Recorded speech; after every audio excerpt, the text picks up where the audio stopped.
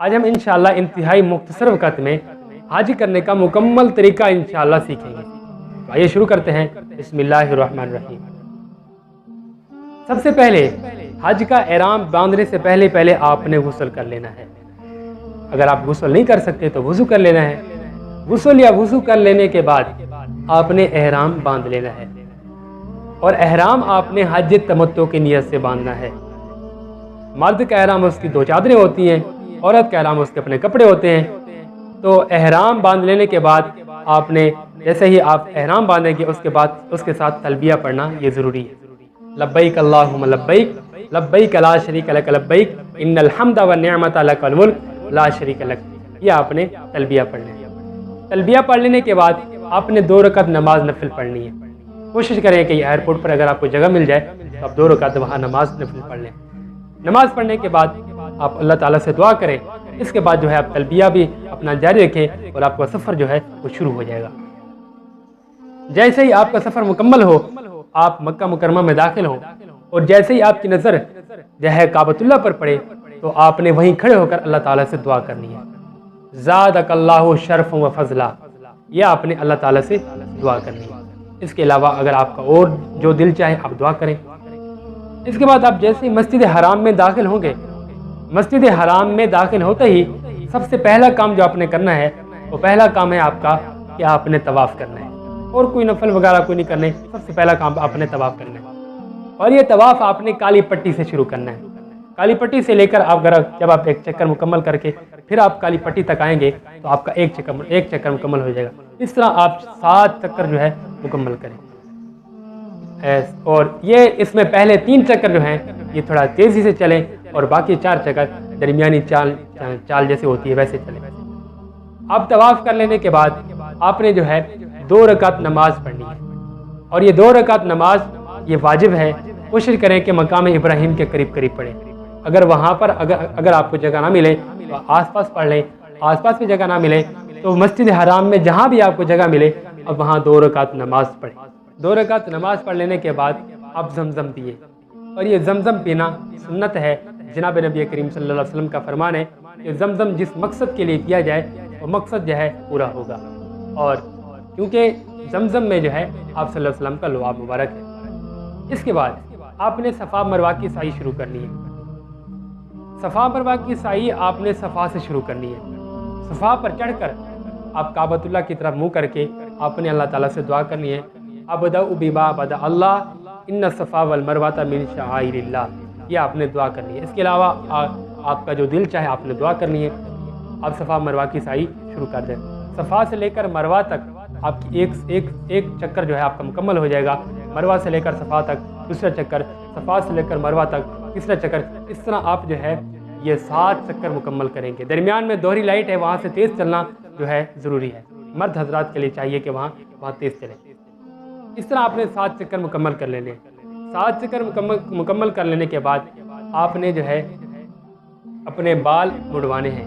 بال منڈوانا یہ افضل ہے، اگر منڈواتے نہیں تو کتروا بھی سکتے ہیں، تو کتروا لیں یا منڈوا لیں۔ اس کے بعد آپ جو ہے اپنا احرام کھول لیں، اور آپ کے حج کا عمرہ جو ہے ایک مکمل ہو گیا۔ اور 8ویں ذی الحجہ تک آپ اس طرح اپنے عام کپڑوں میں رہ سکتے ہیں۔ 8ویں ذی الحجہ کی صبح کو آپ نے حج کا احرام باندھ لینا ہے۔ آپ 8ویں ذی الحجہ کی صبح کو آپ مینا چلے جائیں۔ مینا میں جانے کے بعد آپ نے وہاں ذی الحجہ کی 9 تاریخ کی صبح تک آپ نے وہاں رہنا ہے، اور وہاں آپ نے 5 نمازیں پڑھنی ہیں۔ 8ویں ذی الحجہ کی ظہر، عصر، مغرب، عشاء اور 9ویں کی فجر، یہ آپ نے وہاں 5 نمازیں پڑھنی ہیں، اور یہ 5 نمازیں آپ نے قصر پڑھنی ہیں۔ تو مینا میں آپ نے جیسے ہی فجر کی نماز پڑھنی ہے، فجر کی نماز کے بعد جو ہے آپ نے طلوع آفتاب کے وقت وہاں سے مینا سے عرفات کی طرف روانہ ہو جانا ہے۔ عرفات میں جا کر آپ نے ظہر اور عصر کی نماز پڑھنی ہے۔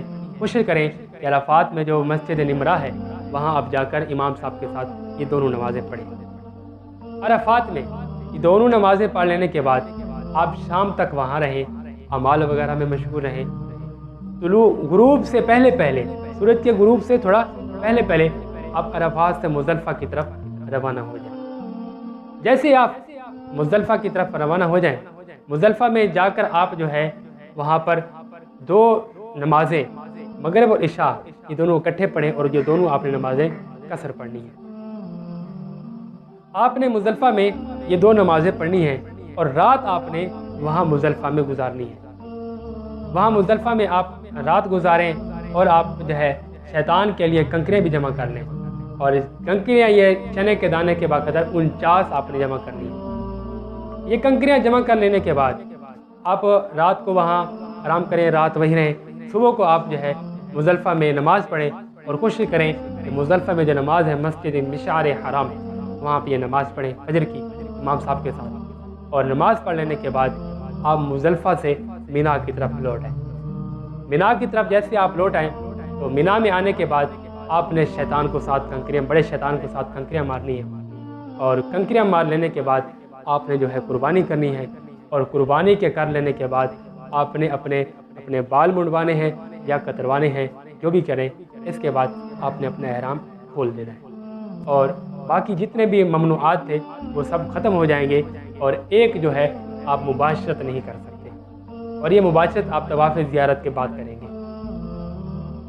مینا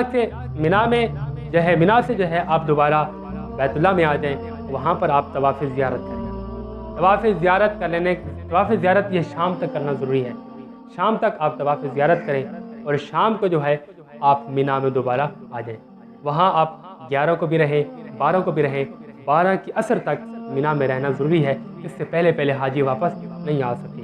اب عصر کے بعد جو ہے اگر عصر کے بعد آپ نہیں لوٹ سکے تو یاد رکھیں آپ کے لیے پھر 13 کی عصر کو آپ کے لیے دوبارہ واپس آنا پڑے گا۔ تو آپ 12 تک وہاں تک مینا 12 کی تاریخ تک مینا میں رہنا ضروری ہے۔